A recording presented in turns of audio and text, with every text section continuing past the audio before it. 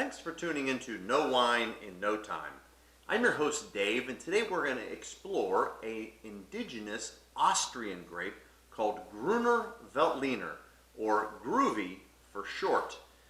This grape is so important to Austria's wine culture that 42,000 acres are planted with this grape alone, and that represents 33% or 1/3 of all wine grape production for the entire country.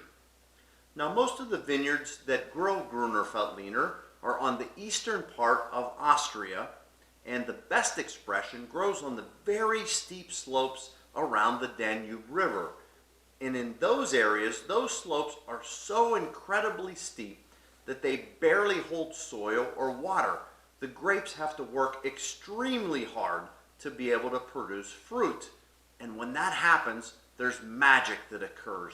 The wines that result from this grape tend to be very mineral laden, very aromatic, and can age for decades. As a matter of fact, Gruner Veltliner, in its finest expression, competes with the world's finest white wines.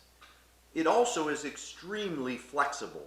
When we talk about pairing Gruner Veltliner with foods, it's one of the few white wines that can pair with root vegetables, it can pair with fish, it also can pair with meats.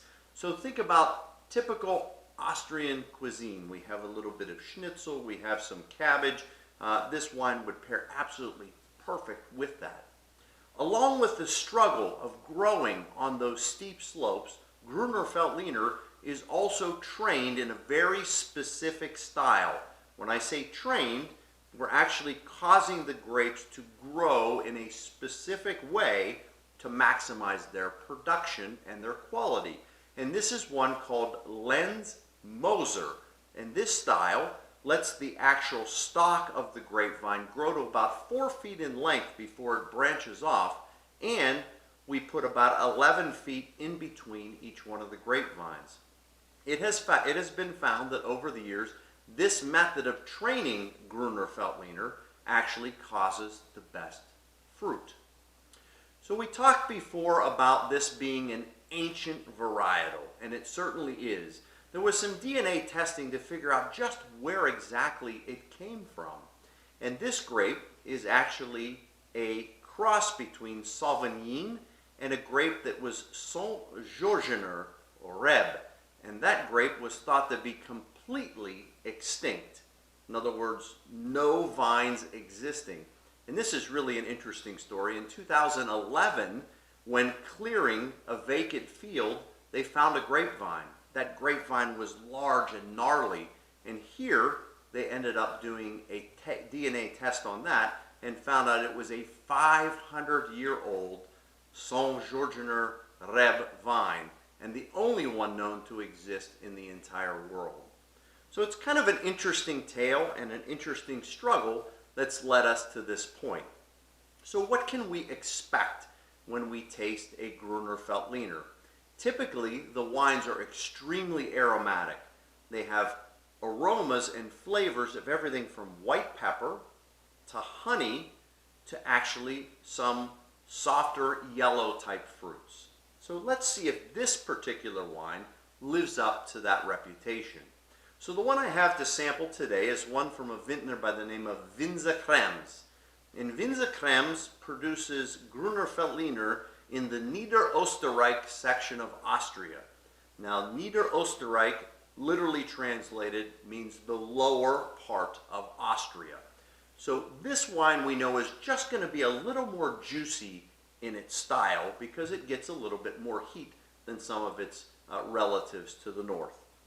So if we take a look at this Winzer-Krems Gruner Veltliner, the first thing that we see is it's completely transparent and very lightly straw yellow, so very light in its color.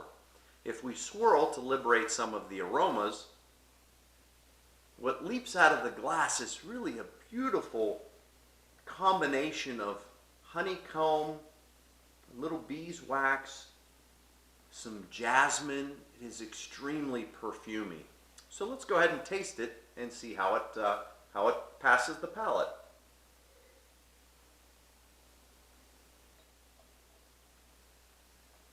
This offering from Winzerkrems comes across a palate with a lot of those yellow fruits that we had talked about before. Some things like quince, some things like yellow delicious apple, a very overripe Bartlett pear. But in the background, we have incredible acidity, which keeps the wine very fruity, but yet very, very balanced. So some of those spicy notes occur really as a secondary or tertiary type of flavor. Right now, I'm starting to taste a little bit of that white pepper, almost like an Asian pepper on the backside of my palate. So Gruner Veltliner really takes you on quite an interesting ride. If you've never tried this wine, I definitely think you should put it on your list. If you're a big fan of, say, Pinot Grigio, this is Pinot Grigio on steroids. This is a very flavor-packed, but yet similar type of wine to Pinot Grigio. So I'm going to enjoy a little bit more of Winzerkrems Gruner Veltliner. That's all the time we have for today, and I ask that you tune in next time, because soon you'll know wine in no time.